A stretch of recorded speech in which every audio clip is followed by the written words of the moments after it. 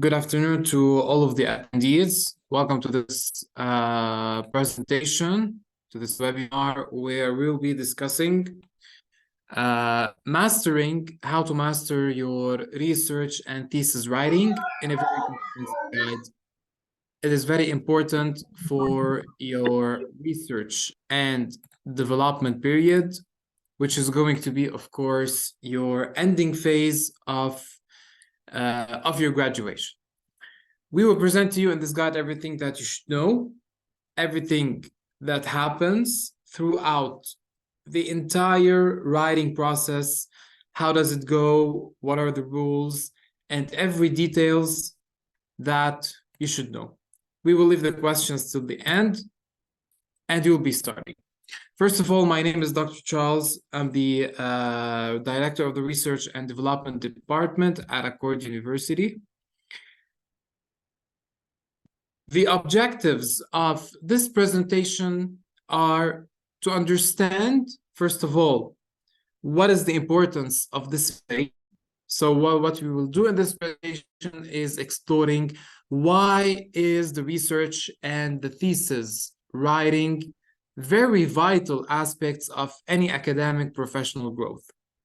We're going to be highlighting on its importance. Why is it such important? Types of research. We have multiple types of research, and there is multiple ways to research that as well we will be presenting. So we will discover as well what are the various types of research and how to select the most suitable one for your particular project or topic. Then, of course, the selection of the research topic. We will learn how to choose a topic based on what, because the choice of a topic as well has its own criteria. It's not in a random way that the topic is chosen. There is some criteria based on. So we will understand as well what are these criteria. Research guidelines. We will understand what are research guidelines, what do we mean by research guidelines, and of course, what is the importance of having a guideline when we are performing a research. What is the research process that you will be going through step by step from the very beginning to the very end of your research until the defense? We're going to highlight a bit on some parts. One of them are the literature review. What is the literature review? So by the end of this presentation, we will have a very solid foundation to at least embark on your research journey, writing your thesis, and understanding the ethical and practical considerations that are going to be involved. The importance of the research. What is the importance of having a research at the end before the graduation? What is the importance of writing a thesis? First of all, the research is, as everyone knows, it is a cornerstone of any academic or scientific progress. So at the very end of your degree, before you graduate, you should write a thesis book in order to perform a research on what you were working on, and in order to perform a study reflecting everything that you have already been going through, based, of course, on a certain topic that is going to be chosen. This research as well advances the knowledge in a lot of fields and offers contribution to collective understanding of the world. So whenever you are performing research, whenever you are working, and whenever you are implementing your thesis book, you are as well advancing your knowledge on this particular topic that you have chosen to talk about. Because when you decide to do a research on a certain topic, there is going to be resources, there is going to be readings, there is going to be paraphrasing, writings that you will be performing in order to write your book. eventually all of these within the research progress are going to be elevating and advancing the level of knowledge that, of course, reflects the particular field or the particular topic that you're working on, because we are talking about multiple fields and multiple degrees. It serves as a catalyst for innovation and problem solving. So whenever you perform a research, if you think basically about it, what is the reason of performing this research? So at the very end, what is this research going to,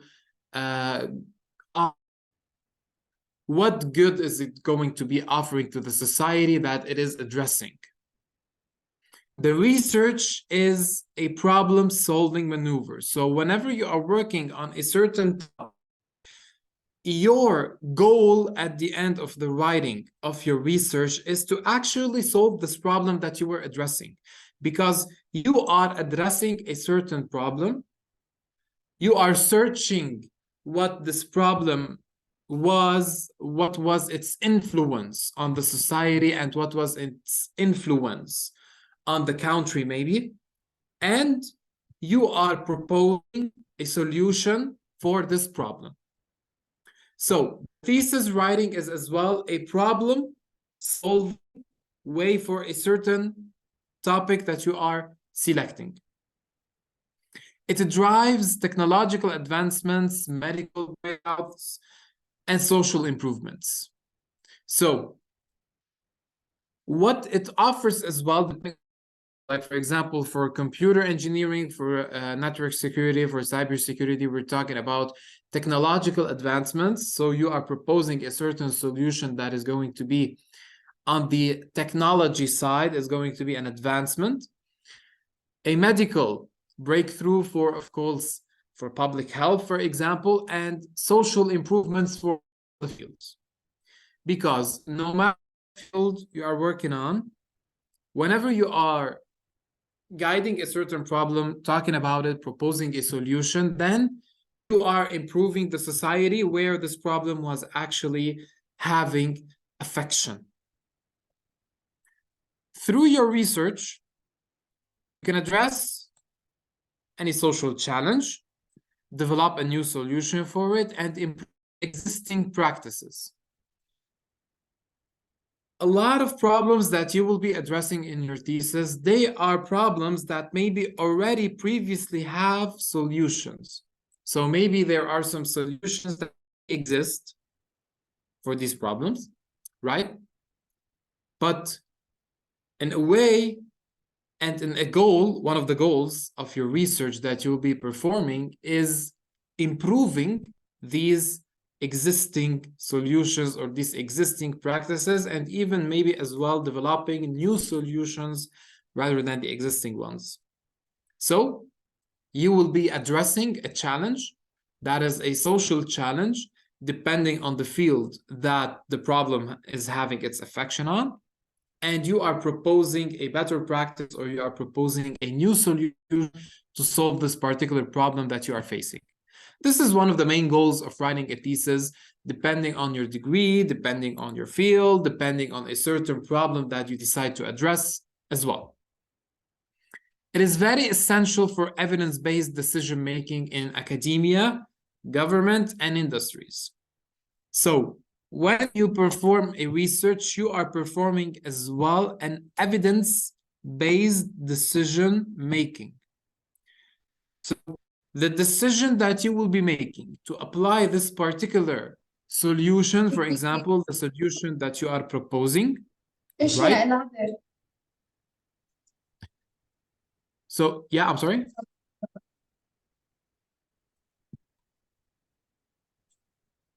So, this particular research is a decision maker, and it is based on evidence that you gather in your work. Either if you are talking about academical work, either if you are proposing a big problem that is on government-wise or industry-wise. Whenever you have a decision to make, it is going to be supported by evidence that are going to be coming from where? From your research. It fosters critical thinking. So we are highlighting a lot on this part. It enhances the critical thoughts, the analysis, the analytical skills, so how you analyze as well, and of course, deeper understanding of a lot of complex issues. So this entire work and this entire research, it fosters a lot of critical thoughts whenever you are analyzing what is going on, that you as well, in a way, innovating your skills on analysis, and you are offering yourself more understanding on a very complex issue that you are dealing with. On the other side, it offers a lot of opportunities. So it offers opportunities for personal and professional growth.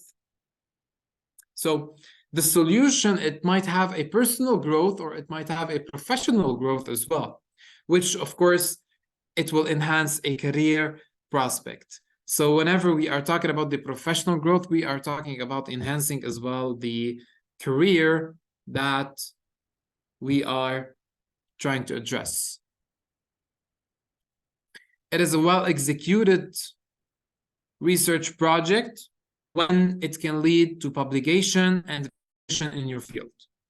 So to have a very well-executed kind of project, it should lead to having your work published, which will, of course, make a name for yourself and you will be recognized in your own field. Ultimately, we say that research empowers individuals and communities to create positive change, to contribute to a better future for all of anyone who is included in their fields. Now, what are these type of researches? So we talked about there is multiple types of research. So what do we mean by types of research? And what are these types? In research and methodology, there exists multiple types of researches that candidates work on. What are these types? There's many of these types. We're mentioning some of them. We have the qualitative kind of research. Qualitative kind of research, it is self-explanatory. It is based on the quality. So there is no numbers in this kind of research. So whenever you perform a qualitative research, you are not focusing on numbers like percentages, let's say 500 out of 1,000. There is no numbers that are mentioned, no numerical data in your data collection. So we say that the qualitative research, it involves non-numerical data, but it explores the phenomena from a holistic perspective. So over here, the concentration is on the holistic perspective. When we say holistic perspective, which means the analysis part, but a non-numerical part. So in quality research, there is non-numerical data. Quantitative research, which is the opposite of quality, is actually where we utilize numerical data and statistics. So you see that these graphs and you have programs and there is some and percentages that are present in the data. These are quantitative research. This quantitative research, we involve and we utilize numerical data and statistical analysis to draw conclusions. Based on these numbers that we are projecting, based on these percentages, based on this reflection of data, of numerical data, we are drawing our conclusion and coming up with our conclusion. Which is better? Someone might ask, qualitative data or quantitative data? Every type of research has its own diversity.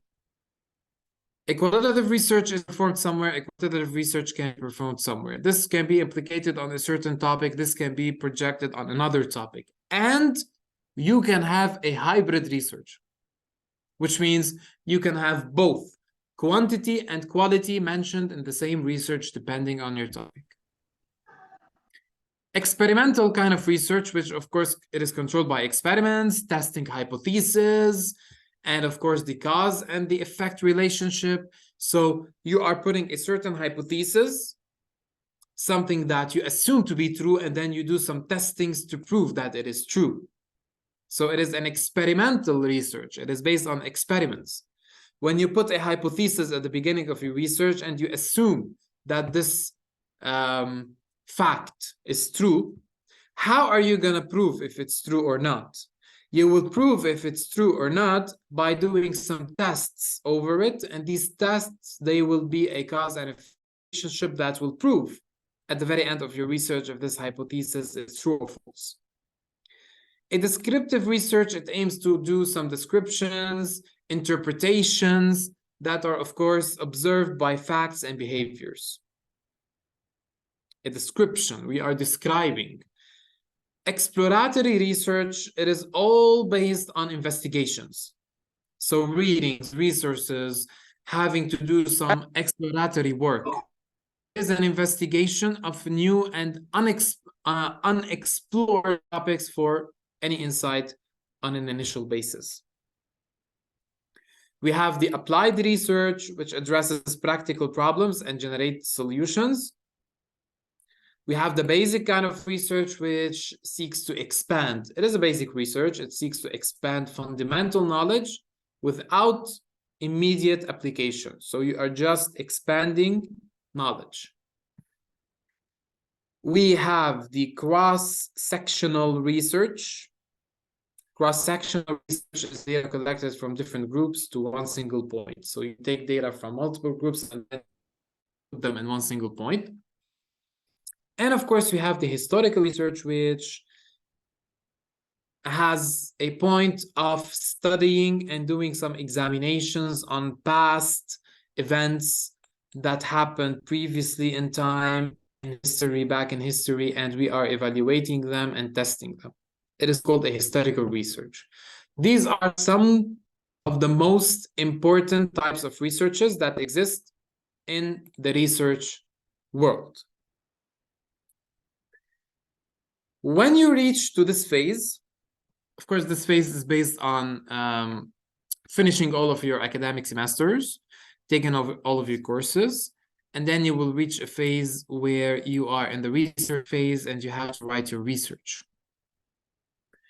The first step that takes place in the research journey is the choice of the supervisor. Why is this phase extremely important? Because the supervisor that you are working with is going to be your guide, and he will remain, or he or she will remain by your side until the end of your process. So every chapter by itself, every phase by itself, problem solving, editing, fixing, changing, everything is going to be based on this supervisor up until you submit your book, up until you defend your book. So the importance of the supervisor is a very corner space that you will go through. The supervisor has, of course, collaborating in a very effective way in your thesis. He is an essential part of your journey. You will be assigned to a supervisor. So to avoid conflict, the supervisor choice is assigned by the department. So every single student, of course, depending on his specialty, depending on his field, depending on what he studies, and depending on, of course, his master degrees, what degree he is enrolled in, there is going to be a choice of supervisor.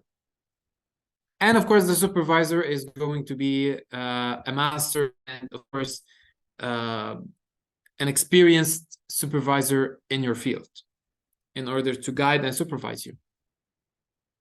So the supervisor's assignment comes first. Then what you should know is that there is regular communication that should be happening with the supervisor, because it's not just that we assign the supervisor and then the supervisor is going to have a huge responsibility. The supervisor, it's not an easy thing at all. But of course, from the student's part as well, or the candidate's part, there should be regular communication with the supervisor. They should communicate with their supervisor on a regular basis, on a daily basis, on a weekly basis, on a 2-day or 3-day basis. But there should be a regular communication that the candidate agrees on with the supervisor in order to ask for help, have his work checked, have the chapter checked, address any certain problem that he might be facing, any difficulty that he is facing, either with resources or something else, anything that is happening with him. So he keeps his supervisor in the loop of everything that is going on. Feedback and guidance. The feedback is a two-way round. There should be feedback from the candidate to his supervisor, and there should be feedback from the supervisor to his candidate. So the feedback from the supervisor to the candidate is, of course, after a submission of a chapter or after asking for a certain guidance. And the feedback from the student to the supervisor is having the supervisor know that his advice or his guidance gave results. The pure part of the guidance is following the guidelines that we will see an example of in a few. There are guidelines for every single chapter and every single phase. There should be guidance from the supervisor on these guidelines as well. Problem solving. So a problem-solving relationship between the student and the supervisor is very important, because the student should address if he is facing a certain problem and not keep it for himself. He should address his supervisor and tell him that I'm facing a certain problem, either with my topic, with my resource, with, I don't know, with writing this chapter. I'm facing a certain difficulty in this part, and this is where the supervisor will step in and help him, and they will have a problem-solving relationship. Progress updates. You should always update your supervisor on your progress. Even if you did not finish, and this happens a lot, even if it does not finish his chapter by the deadline. For example, we said that at the end of October, you should submit chapter 1. But for a certain reason, whatever reason, maybe sometimes there are personal reasons, but you were not able to finish chapter 1 by the end of October, you should communicate with the supervisor and tell him your updates on your progress. Even halfway through the phase, you should communicate and tell your supervisor that I am now in the middle of the chapter, I'm facing this problem, or I am not facing it, I will submit my work to you by the deadline. So there should always be a progress that is being updated. Respect and professionalism. Of course, and there's no need to say this, but it's a common fact. There should be a respectful relationship and a professional relationship between the supervisor and his candidates from both sides. So the candidates should be professional with the supervisors should be professional with the candidates. Managing disagreements. If any disagreements happen between a student and his supervisor, because they may be having conflict of ideas, the student may have a certain idea and the supervisor may have another idea. So they should meet, they should schedule an online meeting, for example, and discuss this idea that the supervisor is having a certain thought on and the candidate is having another thought on, and they will reach a middle solution on it. Of course, all of these are regularly, all of these points, they are regularly updated to the department, and we know everything that is happening between the supervisor and the student. And of course, a strong supervisor-student relationship. So whenever you keep this relationship healthy, whenever you keep this relationship strong, whenever you are following all of these points and you're respecting them, then this relationship between you and your supervisor, it can, in a very significant way, impact the success of your research and your thesis writing. And it's an extremely important opportunity for mentorship, for learning, and for support. And this is why you have a supervisor in your work, which of course he has a big part on supporting and helping you. What about the topic selection? So we have been assigned to a supervisor, we are good to go. And how are we going to be picking our topic? Usually how it goes is that the candidate or the student, they send suggestions. So they suggest 1 to 3, like 3 topics. And then one of the 3 is going to be picked. How is it going to be picked by the department? Of course, it is picked on multiple criteria. First of all, it starts from the choices of the suggestions from the candidate. So when the candidate suggests 3 topics to the department, they should be first interesting. So we say that they align with interest. The topic that you are selecting should be interesting to the audience. It should be academic relevant. It should have a certain relevance on academia, because not every single topic is academic.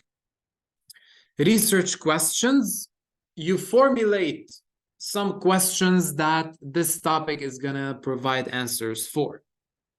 And even these questions, they will be a guide on how to write your entire thesis based on this topic. You consider the literature review part, for example, that how many journals or how many books have already been written based on this exact topic that I'm looking to write and perform my work on. The feasibility. When I say feasibility, you should make sure that this topic is actually feasible to write. There's a lot of questions where after 1, chapter 2, maybe at chapter 3 part, which is the methodology, at the chapter 3 part, there is some candidates that decide to change their topic. Why? Because they might face lack of resources. They might face problems whenever they are trying to write these topics. They do not find enough resources, and then they will find out that this topic is not feasible till the end. So you should check from the very beginning the feasibility of your topic. What is its impact? Because you know that the topic has a social impact. It's going to affect socially the environment that you're addressing. What might this impact be? Is it good? Is it bad? Originality of your topic, so it should be something original. We're not saying that every single topic has never been defended before. There are some topics that have been defended before, and we know that, but you add your taste or you add your own touch to a certain topic, which makes it somehow original from a different concept. So it's the same idea, for example, the importance of education for children. This topic has already, of course, been defended before. How do I make the originality of this topic if I decide to defend something like this? Maybe I can talk about the effect of poverty or the effect of finding a job on educated and non-educated people. So you find your own taste to the originality of a certain idea. And this is where the flexibility comes as well. The topic should be flexible. The topic should be in a good way being addressed, which also brings out the ethical consideration of the topic. There are some ethics that should be followed whenever you choose a topic. Not every topic can be defended. There are some topics that are on academic levels. Maybe they are considered as inappropriate to defend, and the topics, they are not good topics. This will automatically drop the choice of this topic. How does the department in a very fast way contribute on a choice of one of 3?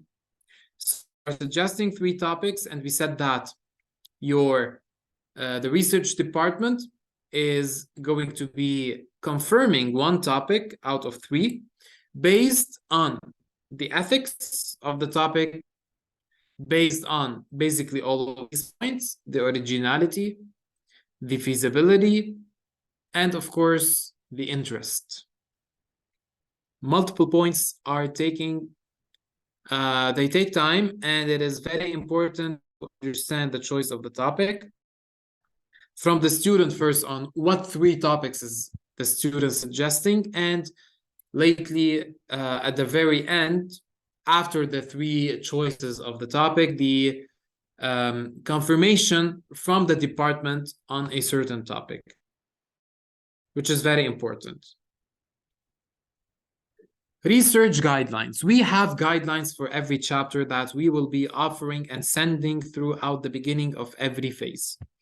For example, at the beginning of November, we are going to be having chapter 4, which means that there is a certain guideline that is going to be provided to the supervisors so that they can share with their students, so that the students will know what is going to be mentioned and what are the points, what is the format of the chapter.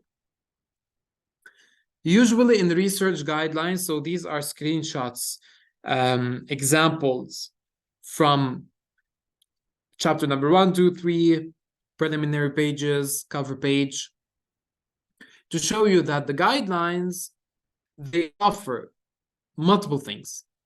Number 1 is the look. What is the format of the chapter? How is the chapter looking like? The distribution of headers in the chapter. So maybe some students, they will miss out certain points. For example, in the methodology in chapter 3, there is the population of the study. Maybe a student or a candidate will forget about the population. This is why we propose in the chapters, like, you should talk about the research design, the population, study area, sample size determination, and of course, a lot more. But the point is, we offer what are the points that should be mentioned in this chapter. Of course, we offer a standard cover page. So for example, the cover page should be looking just like this, filling in with the actual information. Preliminary pages, declaration, the supervisor's approval page, and for every single chapter, different information and different prospects and aspects that. So, guys, the process of your research. First, there is the idea generation. The journey should be launched by generating a certain idea. So you generate a certain idea and you work on this idea to, of course, have not just the topic, but understand how are you going to be going through with your entire work. So the idea generation, the literature review, as we're going to talk about, the research design. You plan your approach of the research. How is it going to be? What are the steps? Data collection and analysis, results and discussion, conclusion. All of these are going to be about the thesis writing, where you form this entire research that to chapters, and they will be well structured, of course. And after the thesis writing, there is going to be a phase or a process that is called the thesis defense. The defense of your thesis is going to be presenting your work as a presentation in front of a committee, which will determine whether your research is effective or not, pass or fail, And of course, they will present multiple advices and guidance, maybe for anything that can be changed. So the thesis defense comes at the very end after finishing your entire writing process. It is based on a presentation in front of a committee that will, of course, have some Q&A. So they will ask you some questions and you will provide some answers as well. Depending on your presentation and the reflection of your work, you will have your decision.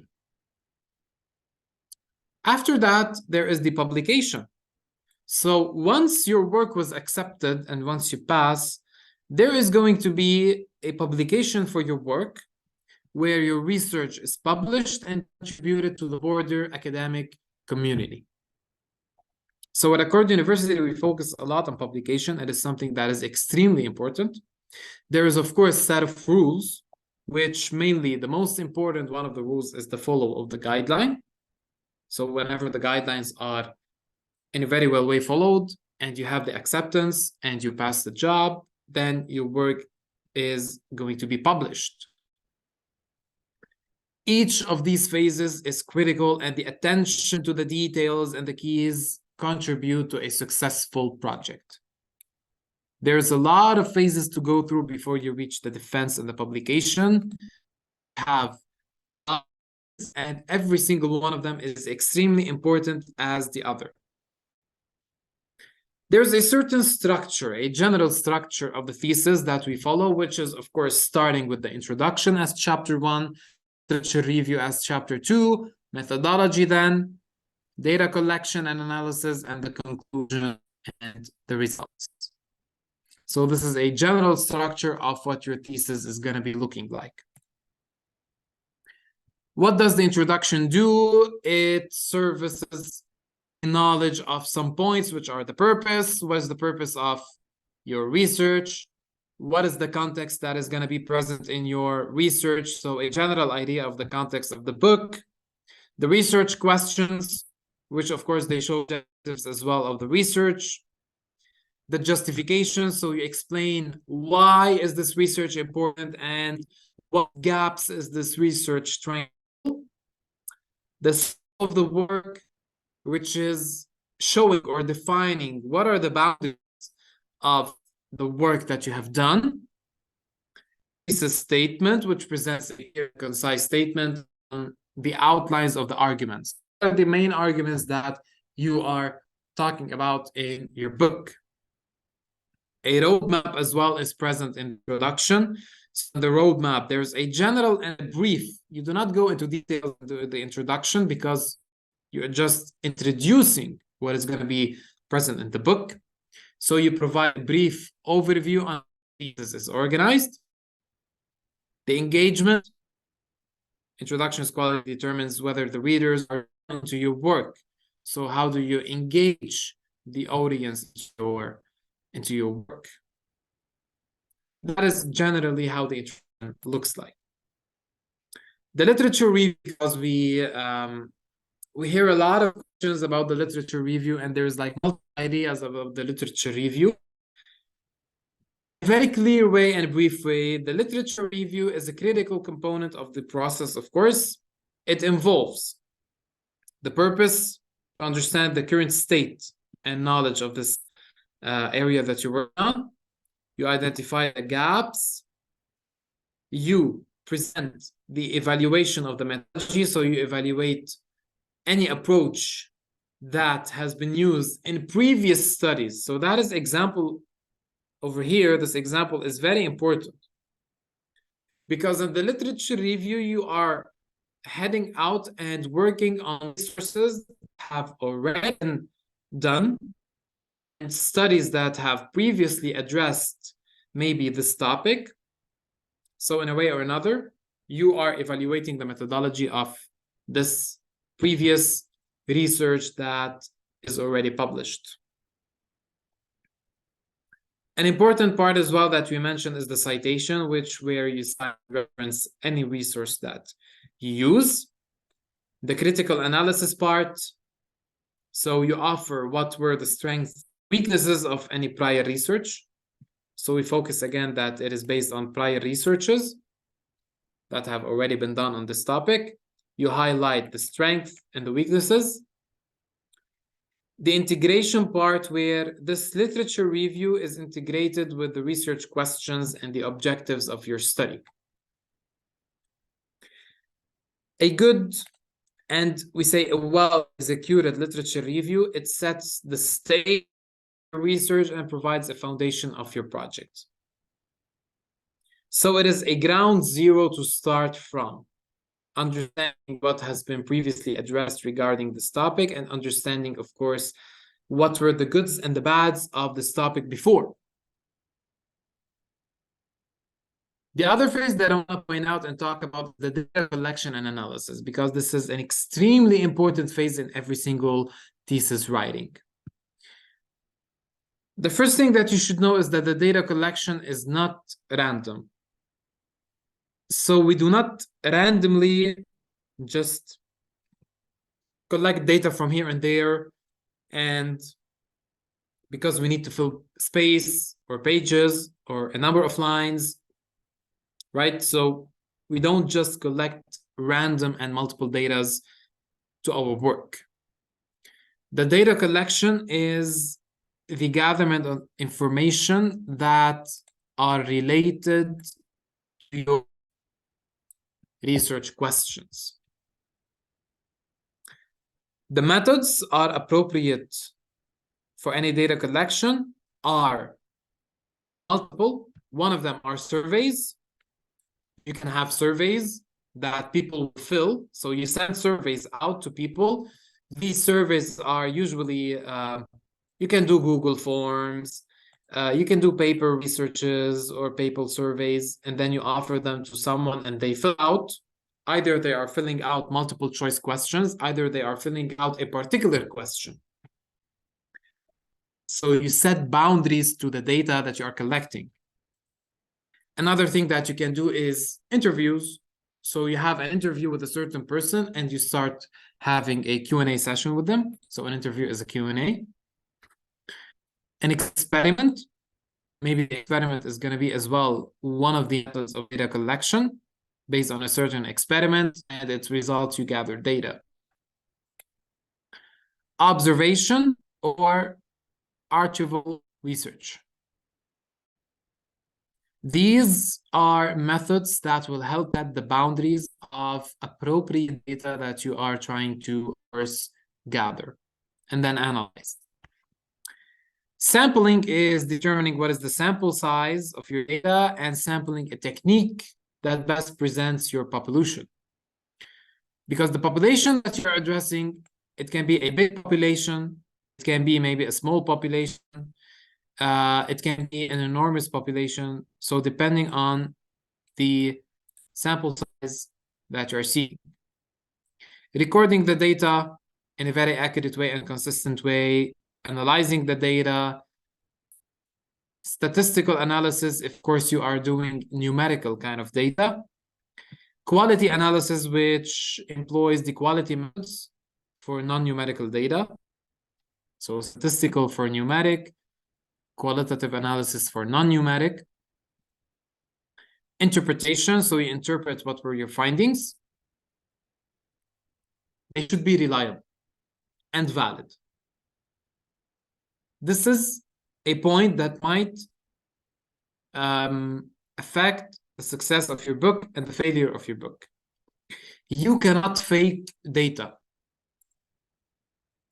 Under any circumstances are you allowed to fake data that are invalid and unreliable. So the source of your data should be reliable as well. This is an extremely important point. The other extremely important point is ethical consideration of the data.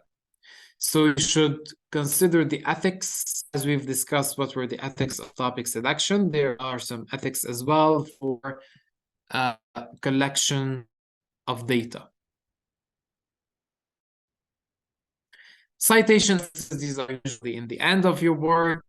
You cite the research that you are working on within your text to give credit to the original.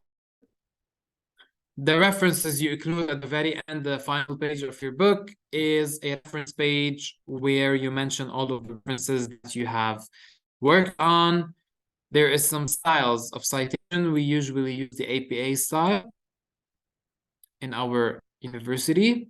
There is the in-text citation. As you can see, you cite within the text inside the paragraph. If you are using the same words, you put them between quotations, and then you cite them in this way. And at the very final page, there is a reference page where you mention resources that you have been working on. Avoid plagiarism. So don't copy and paste from a certain website. Copy and paste will directly be indicated by a certain software that we use as well for plagiarism. So we catch plagiarism. We know that this work is plagiarized. Consequences of plagiarism are, of course, you will have to repeat the chapter, rewrite it, and paraphrase it until you are below a certain percentage. There is a certain percentage that can be acceptable for plagiarism. As long as you are below it, you're good. If you're not, then you will have to rephrase your work until you are beneath this particular percentage. This is what we call paraphrasing. Of course, someone will ask that in-text citation, are they considered as plagiarism, or will they be plagiarized? Of course not, because the software that runs plagiarism tests, whenever you cite in a good style and in a good way, it's not going to be considered as plagiarism. But of course, don't cite the entire research. So you just maybe cite a part of it, sentence, paragraph, but not the entire research. Time management, always set your priorities, put a schedule for your research, put a writing plan for your chapters, utilize tools. So use tools for time management, calendars, Google calendars, your phone calendars, sticky notes, maybe any tool that will help you manage your time and be consistent on it. Self-care, take care of yourself, always leave yourself in good health. Maybe, I don't know, prevent working while asleep. All of these, they are under self-care. Be flexible with your work and be accountable with it. So if you manage your time in a correct way, first of all, you will meet deadlines and you will finish everything on time. So you will have no problem with extension for any phase at all. The final thing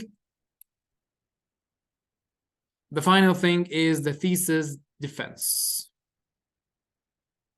You have reached at the end of your work. Your supervisor signed your book. He's okay with your work. And then you move to the part of the defense. The defense is a significant milestone in your journey. It is a presentation when you will present your work in front of a committee. As we said, PowerPoint presentation that will reflect the entire work of your book. It will have a Q&A session. So you will expect some questions and a discussion that is going to be made, of course, related and relative to your work. You will hear feedback and evaluation. You will receive constructive feedback, of course. So we offer in the committees always constructive feedback that will make your work better and better. Preparation is a very important part. So you should be prepared for the defense. You should come prepared. So do some rehearsing. Whenever you prepare your PowerPoint, put up the presentation in front of someone or a group of friends or family and rehearse. Prepare yourselves so that you walk in the defense confident, well prepared, you know how to talk. You are not glitching when you talk, like you don't say a lot of and stuff to think about what you're going to be saying, or you don't know how to pronounce the words, or you are just reading slides. That is a very important part that I focus on. Don't read. Maybe you can use some bullet points and emphasize on them. So the preparation of the defense is something that is extremely important, and it provides a very important feedback on yourself and your work. So rehearse it, prepare it, and prepare yourself for any potential question that you might hear. Confidence, always be confident. So whenever you are going to address a certain idea, be confident on how you present it. That will reflect that you understand what you are talking about. The candidate knows what he is talking about. And how important is it to hear this sentence from a committee member? The candidate knows what he is talking about. He is confident. And I'll tell you something. If you do a certain mistake, and you want this mistake to pass, and no one maybe is going to realize that you did a mistake. So there is something that you said wrong, or there is something that you mentioned that is wrong in the presentation. If you were confident and you are speaking in a confident tone, and the tone that you are addressing with is a confident one, and you show that you are someone who is confident of what he is talking about and what he is addressing, then trust me, if there was a mistake that glitched or that passed in your presentation, no one is gonna be paying attention to this particular mistake that you did. Even if they paid attention, it's gonna drop. They're gonna drop the mistake because it's a slight mistake or a minimal mistake that the candidate, he is confident, he is proving himself, and he has a confident tone of every understanding of his research, and he is reflecting this understanding in a very good way. We're to the end of my webinar and my presentation. Hope you liked it. Thank you for your attendance, and thank you for having the time to participate within. If anyone has any questions, of course, you can go ahead and ask. Regarding the PowerPoint and the recording, they will be provided to you by the administration, of course. And that's pretty much everything from my side. So the presentation will be sent, and the PowerPoint as well. Hello, my teacher. Yes, hello. What's the difference between validity and reliability? I'm sorry, difference between what and what? Validity and reliability. The difference over here is that the data is reliable, the reliability of the data, and if the data is being able to be produced and to be inflicted in this kind of research that you are doing. So eitherly, it's not a difference between these two, but every single one of them is actually a concept. Yes, hello. Yes, hello. How are you, all of them? Thank you. We're good. Yes, I want to ask you one question, teacher. Yes, go ahead. If you send your chapters to the supervisor, but he didn't answer you, how can I know what's right and what is wrong? And how can I solve that problem? Okay, so for a certain, the supervisor is not answering, not communicating on a proper basis with the candidate, it is very important to address the fact. First of all, we will know from the supervisor if there's any connection or not being made, and the candidate will be filling some surveys, and they will be filling some feedback on the supervisors, or the candidate can just a note to the department, so they call the department and let them know what is going on. Then the department is going to be double checking on this information and making sure that actually it is true that there is no communication that is happening. And of course, they will be helping, we will be helping the candidate with that, depending on what was the problem with the supervisor. If there's a lack of internet, there is something else. So every single case is going to be addressed, but of course, we are going to be knowing about that directly. Okay, thank you. Thank you. A question in the chat, which is, according to the researchers, are conducted in the same way from different faculty. The guidelines are basically, dear Safwan, The guidelines that are provided, they are general guidelines. So you will see later on when you reach this phase that the guidelines, they are very general and they can be translated to the exact part of your field that you are working on, right? And with the guidance of the supervisor, they will be reflecting your particular topic and field. Again, the presentations, they're going to be sent with the recordings. Hello, doctor. Yes, hello. Yeah, how are you? Thank you for your presentation.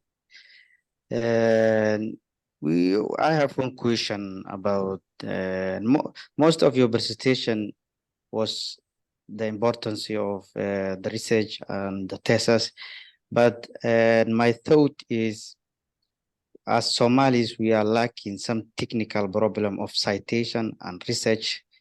Most of our colleagues, I think they do. So we are requesting more about how do we do the citation and referencing probably.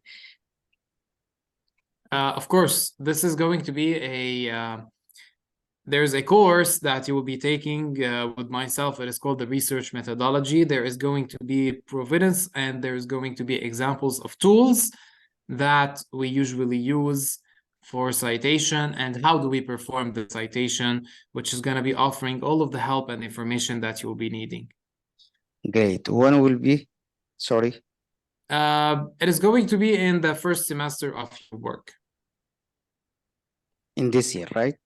Yeah, and this year, the first semester. And then later on, of course, when you reach this phase of thesis writing, you will be provided again with the tools and the information for citation. So we always follow up on this part. It's never going to be dropped.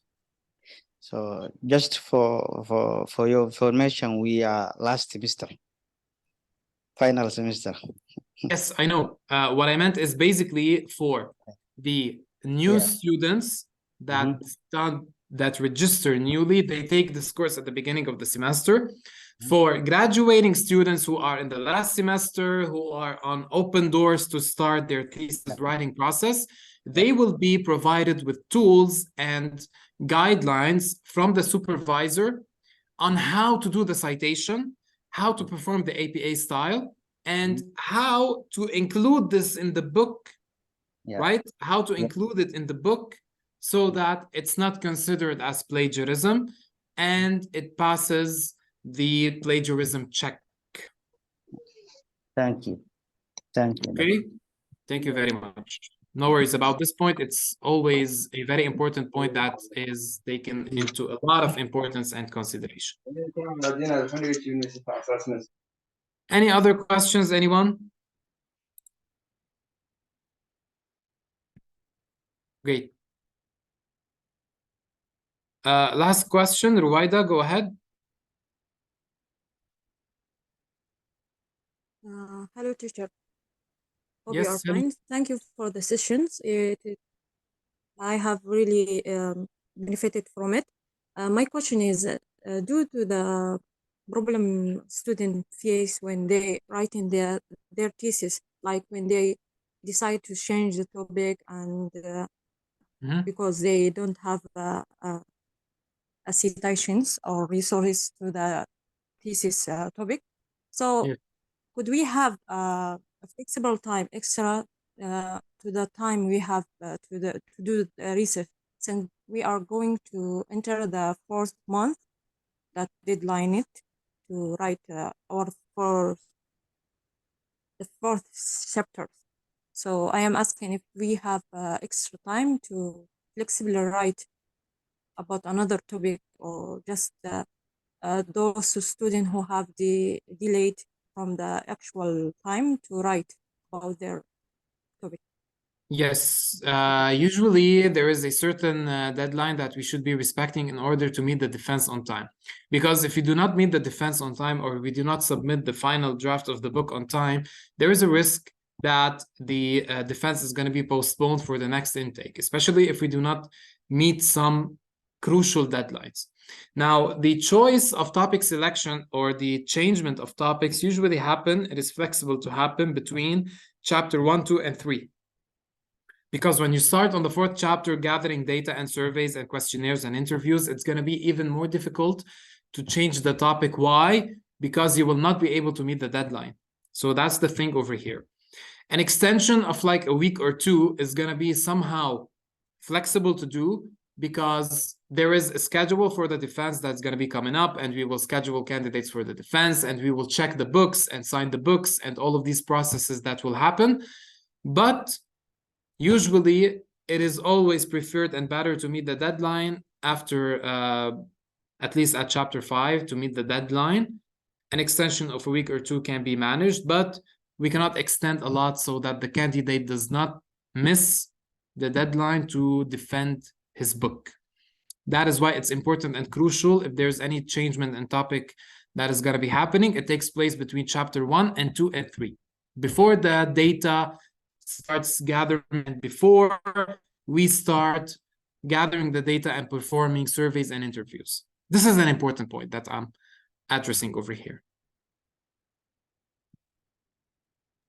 Thank you very much.